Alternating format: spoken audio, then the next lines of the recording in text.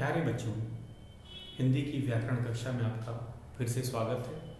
इस नए सेशन में 2021-22 में हम शुरुआत हिंदी व्याकरण से ही कर रहे हैं, क्योंकि जो हमारे खुलते पंख जो पाठ्य पुस्तक है वह अभी आई नहीं है और व्याकरण में कोई बदलाव नहीं है। तो इसी कारण से हम इस सेशन 2021 और 22 की शुरुआत व्याकरण के पाठ से कर रहे हैं। अगर कुछ बच्चे तो मुझे अभी भी बता रहे हैं कि उनके पास व्याकरण की भी पाठ्य पुस्तक नहीं है, वो कुछ दिनों में उपलब्ध हो जाएगी आपको। तो तब तक हम हिंदी व्याकरण से शुरुआत करते हैं और हमारा पहला पाठ है भाषा, व्याकरण और लिपि। तो इसके बारे में ज़रा हम चर्चा कर लेते हैं कि भाषा क्या होती है। परिभाषा तो आपने इससे पहले की जो कक्षाओं में भी पढ़ रखा है। तो वो जो भाषा है, एक तरह से हम कहेंगे विचारों के आदान प्रदान का साधन होता है। भाषा जो है मन के विचार को प्रकट करने का साधन होता है, जो आपने पहले भी इसे पढ़ा हुआ है। तो जिस प्रकार व्यक्ति अपने विचार दूसरों तक पहुंचाता है, तो जो भाषा है वह साधन होता है विचारों को प्रकट करने का। अब विचार किस तरह से प्रकट किए जा सकते हैं? बोलकर, तो इसे मौखिक भाषा कहा जाता है। अगर भाषा के रूप के बारे में बताएं तो इसे हम मौखिक भाषा कहते हैं, जिसमें व्यक्ति बोलकर अपने विचार दूसरों तक प्रकट करता है। दूसरा है लिखित भाषा। हम लिख करके भी अपने विचारों को दूसरों तक पहुंचाते हैं, जैसा कि आप पत्र लिखकर अपने विचार दूसरों तक पहुंचाते हैं। तीसरा भी एक रूप होता है सांकेतिक भाषा। संकेत से अपने विचारों को दूसरों तक पहुंचाना। यह मुख्य रूप तो नहीं है, काफ़ी कम प्रयोग किया जाता है। कहते हैं इसका प्रयोग हम 1% से भी कम करते हैं। 1% से भी कम इसका प्रयोग किया जाता है। जैसे बुलाने के लिए हाथ का इशारा करना, आ जाओ आ जाओ, और मना करने के लिए सर हिला करके मना करना। तो ये सांकेतिक भाषा, इसका प्रयोग काफ़ी कम होता है। तो अगर हम भाषा के रूप पूछे जाएं तो 3 प्रकार के होते हैं। कौन कौन से? मौखिक भाषा, इसको आम भाषा में कहते हैं बोलकर।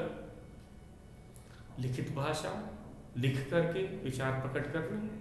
तथा सांकेतिक भाषा, संकेतों के द्वारा अपने विचार दूसरों तक पहुंचाना। तो मुख्य रूप की अगर हम बात करें तो मुख्य रूप से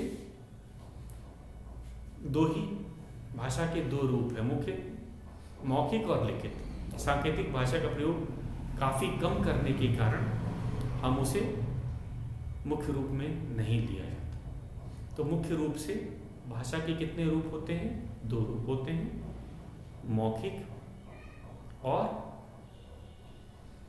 लिखित। अब चलते हैं।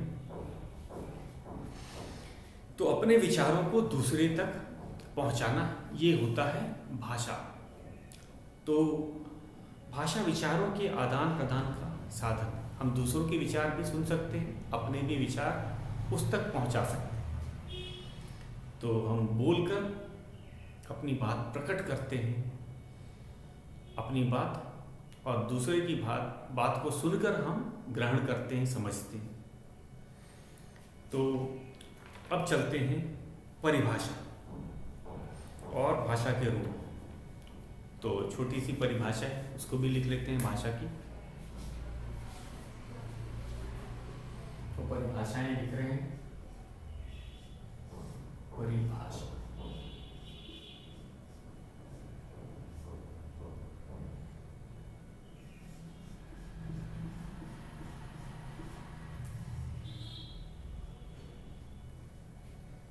भाषा विचारों के आदान प्रदान का साधन है। तो लिखते हैं भाषा विचारों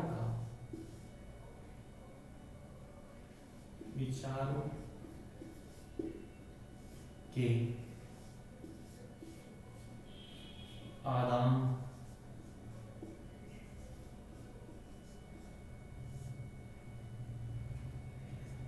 प्रदान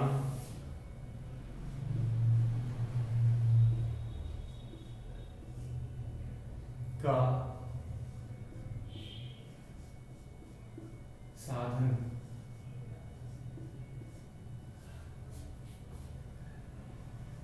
है। भाषा विचारों के आदान प्रदान का साधन है। अब आ जाते हैं इनकी भाषा के रूप। भाषा के रूप मैंने आपको बताए थे।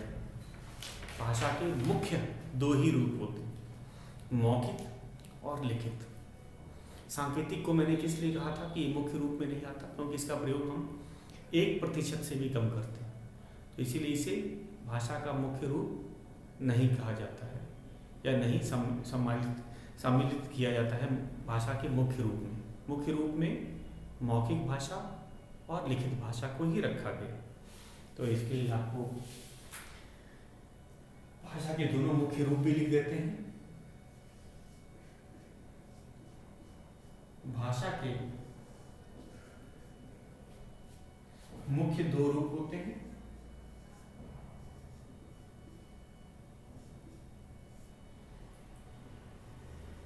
दो रूप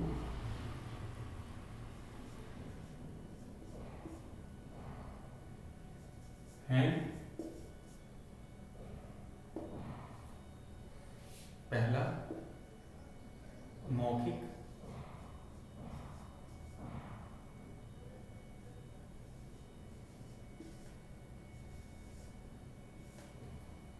दूसरा है लिखित।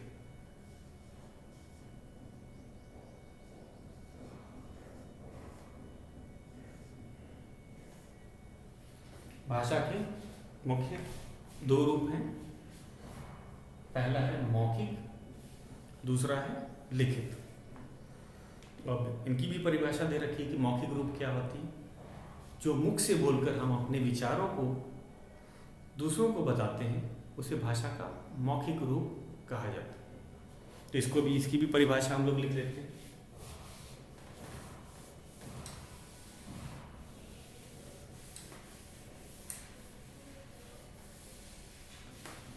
तो मौखिक भाषा की परिभाषा लिख रहे हैं।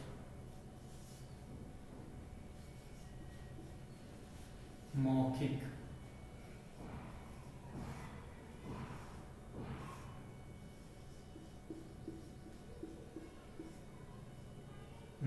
भाषा जब मुख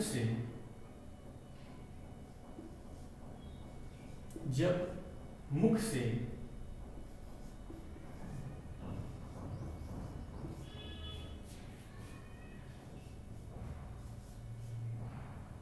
बोलकर हम अपनी बात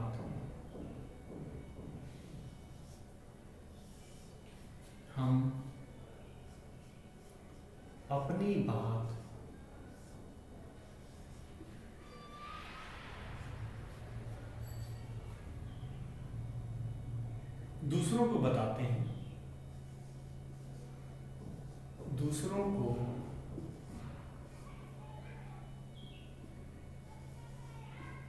को बताते हैं,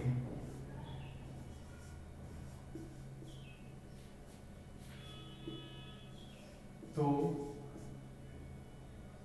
यह भाषा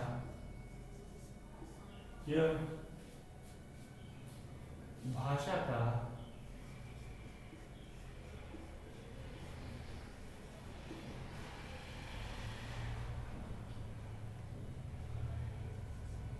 मौखिक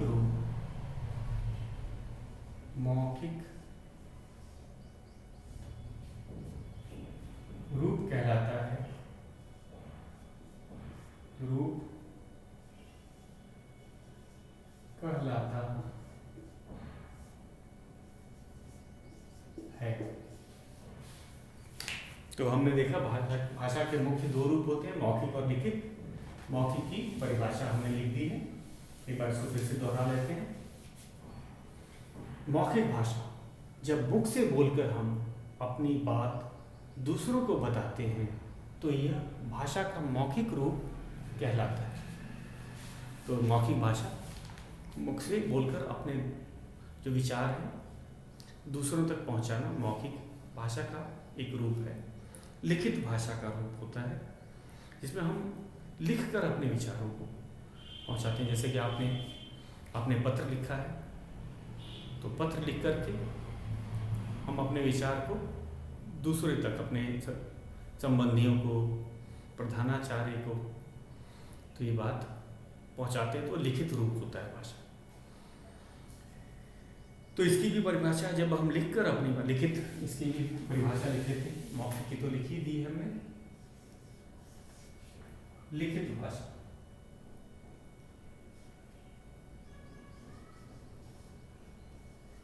तो ये भाषा का रूप कहलाएगा।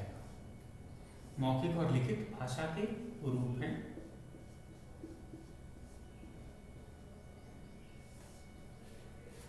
जब हम लिखकर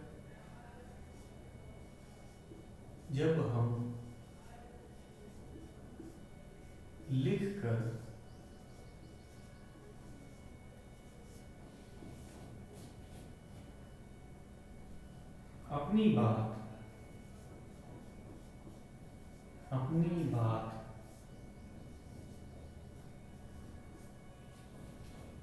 दूसरों को बताते हैं,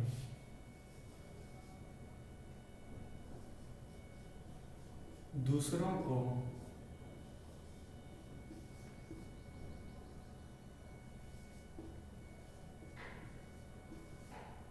बताते हैं,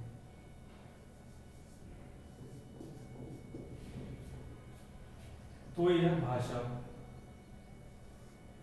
तो यह भाषा का लिखित रूप है। तो यह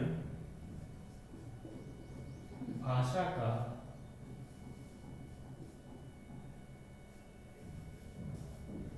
लिखित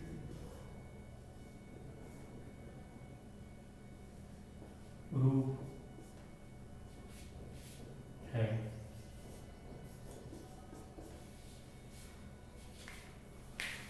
तो भाषा का लिखित रूप, जब हम लिखकर अपनी बात दूसरों तक को बताते हैं या पहुंचाते हैं तो ये भाषा का लिखित रूप होता है। अब आ जाते हैं भारत में बोली जाने वाली भाषाएं।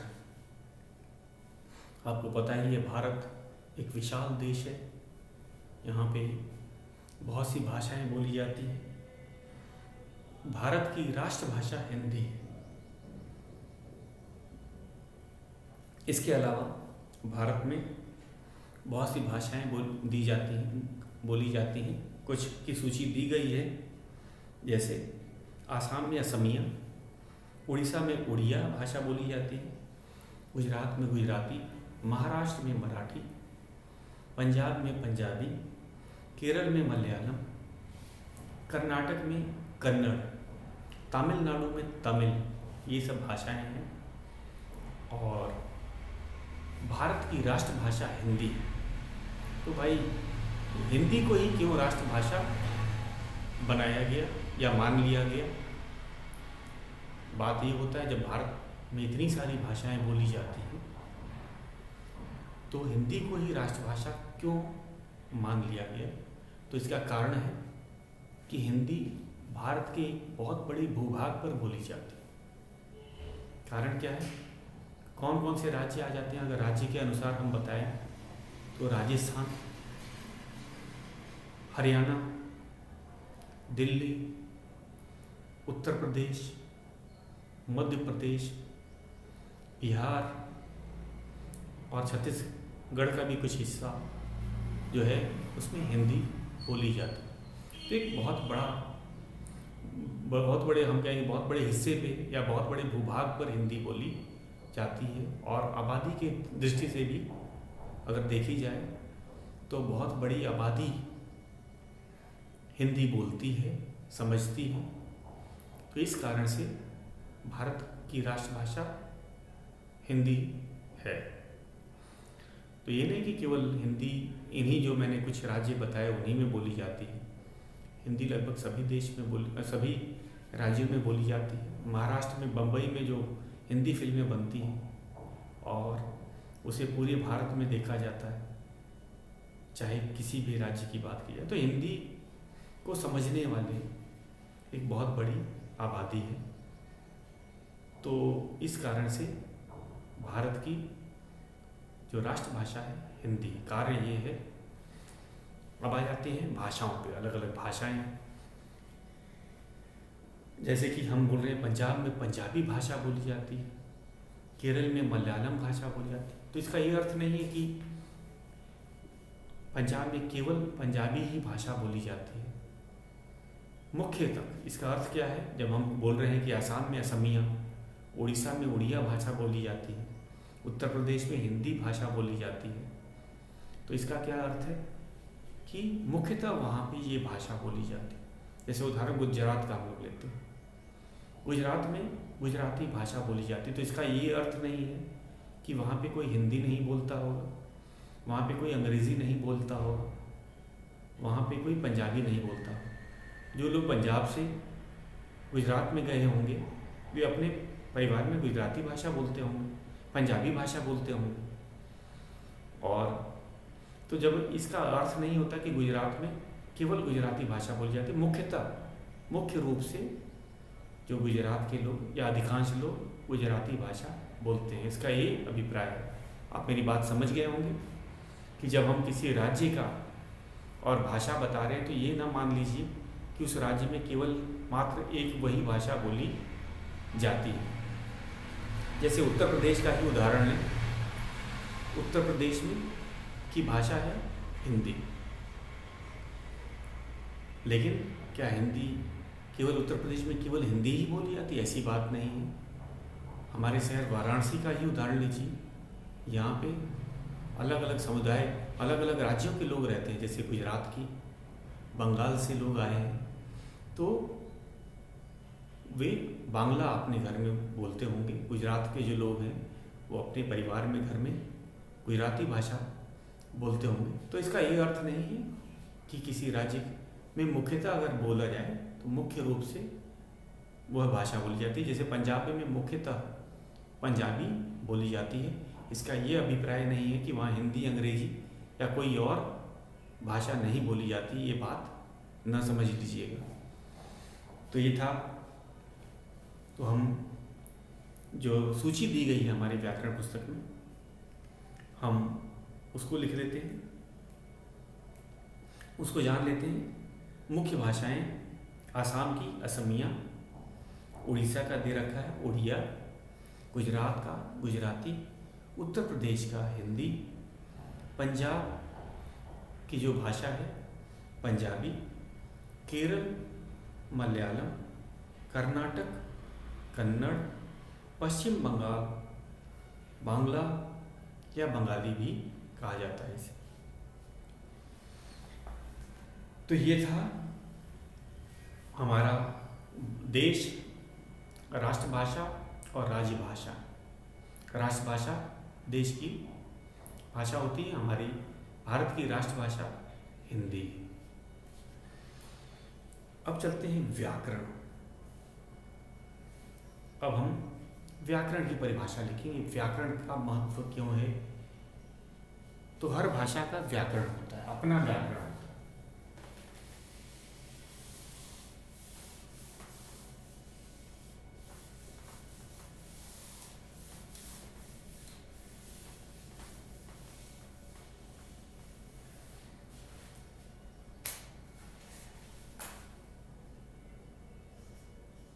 व्याकरण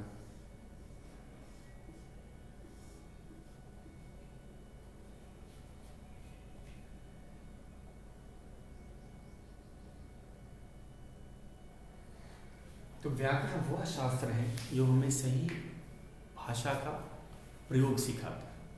अब है कि व्याकरण की क्यों आवश्यकता है, व्याकरण क्यों ज़रूरी है। किसी भाषा का जो व्याकरण है वो क्यों आवश्यक होता है? क्योंकि व्याकरण ही जो है वो हमें उस भाषा का सही या शुद्ध ज्ञान कराता है। तो व्याकरण वह शास्त्र है जो हमें किसी भाषा के शुद्ध रूप को बोलना लिखना सिखाता है। तो भाषा का क्या क्या काम होता है कि उस भाषा का सही ज्ञान कराए, न केवल उच्चारण के लिए लिखना भी हमें बताता है। तो लिखते हैं परिभाषा। व्याकरण वह शास्त्र है, व्याकरण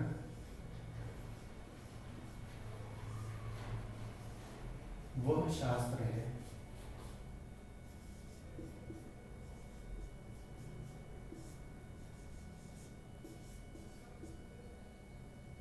जो हमें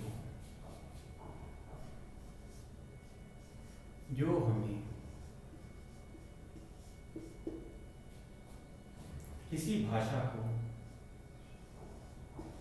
किसी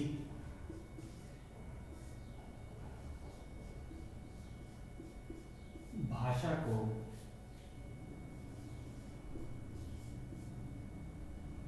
शुद्ध रूप से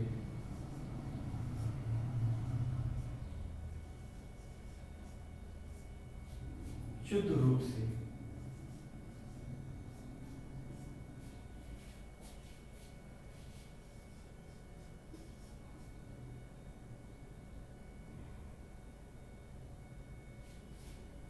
शुद्ध रूप में बोलना, शुद्ध रूप में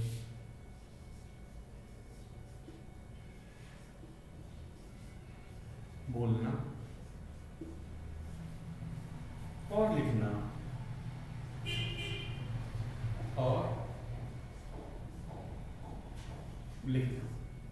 तो यहाँ बोलना का अर्थ है उच्चारण से, बोलना और लिखना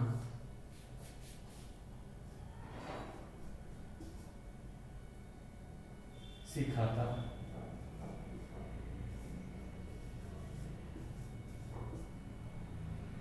है।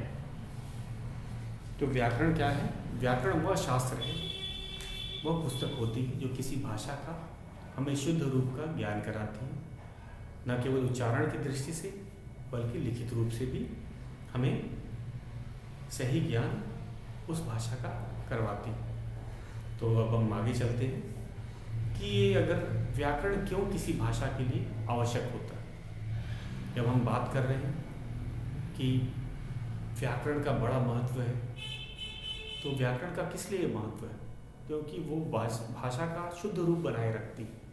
अगर व्याकरण नहीं होगा तो लोग शुद्ध रूप नहीं जानेंगे, अपने हिसाब से उसको बोलेंगे, लिखेंगे, उच्चारण बदलेगा। यही चीज़ बोलियों में होता है।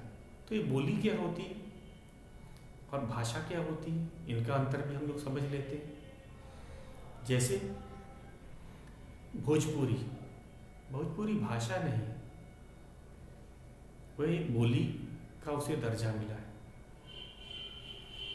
क्योंकि उसका अपना व्याकरण नहीं है, और व्याकरण शुद्ध रूप का ज्ञान कराता है।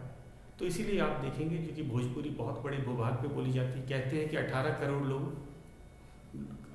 करोड़ लोग भोजपुरी बोलते हैं और करीब 1 करोड़ लोग पंजाबी बोलते हैं। तो पंजाबी एक भाषा है और भोजपुरी एक बोली है। उसको भाषा का दर्जा नहीं मिला क्योंकि इसका अपना व्याकरण नहीं होता। तो इसका क्या इस पे फर्क पड़ता है? आप देखोगे अलग अलग ज़िलों में ये अलग अलग तरह से बोली जाती है। इलाहाबाद में बोली जाने वाली, प्रयागराज में बोले जाने वाली भोजपुरी, बनारस में, जौनपुर में, गाज़ीपुर में या पटना में बोली जाने वाली जो भोजपुरी है उससे अलग होगी। ये सारी, क्योंकि ये इसका व्याकरण नहीं है। जिस तरह से लोग बोलेंगे उसको कोई सुधारेगा नहीं और भाषा की एक रूपता नहीं रहती, इसीलिए वह बोली ही कहलाती। तो आपने आज जाना बोली और भाषा का अंतर। व्याकरण, भाषा का अपना व्याकरण होता है, बोली का अपना व्याकरण नहीं होता। तो इसीलिए भाषा जो शुद्ध रूप में क्यों बनी रहती है? व्याकरण के कारण। और बोली हर कुछ दूरी के बाद बदल जाती है, हर जिले में अलग तरह से बोली जाती है, क्योंकि उसका अपना व्याकरण नहीं होता, उसकी एक रूपता नहीं बनी रहती। तो ये था हमारा बोली और भाषा का अंतर। तो अब हम व्याकरण का महत्व जान गए हैं। किसी भी भाषा का शुद्ध ज्ञान कराना कहाँ से हमें पता चलता है? उसके व्याकरण से पता चलता है। इसी परिभाषा में हमने यही तो लिखा है, व्याकरण वह शास्त्र है जो हमें किसी भाषा को शुद्ध रूप से बोलना और लिखना सिखाता है। तो यहाँ बोलना का अर्थ है उच्चारण से। व्याकरण का काम भी होता है कि सही उच्चारण हमें सिखलाए। तो व्याकरण के ही कारण किसी भाषा में एक रूपता बनी रहती है। अब एक रूपता क्या होती है?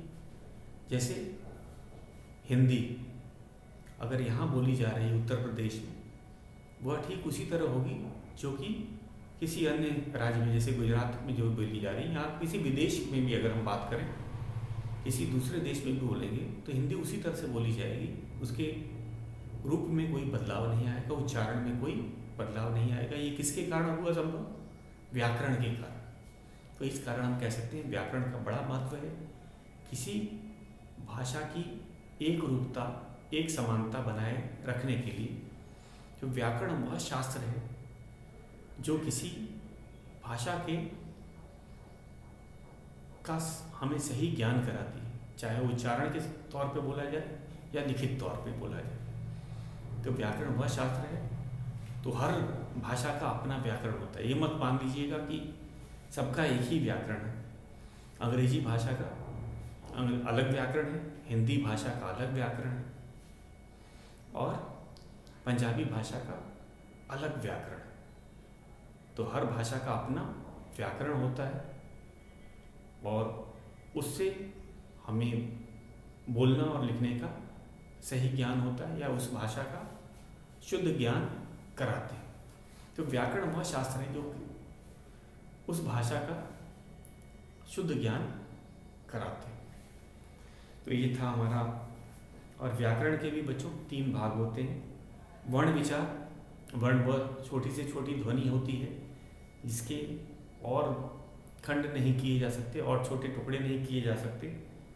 दूसरा है वर्ण मिलकर के शब्द बनाते हैं, तो शब्द विचार।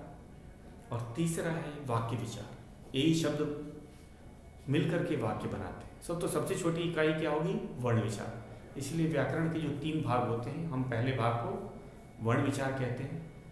इसमें वर्णों के बारे में जानकारी दी गई है, कौन कौन से वर्ण हैं और वर्ण से ही शब्द बनते हैं, आपको पता है। और शब्द वाक्य बनाते हैं और वाक्यों द्वारा ही हम अपने विचार सही ढंग से एक से दूसरे व्यक्ति तक पहुंचा सकते हैं।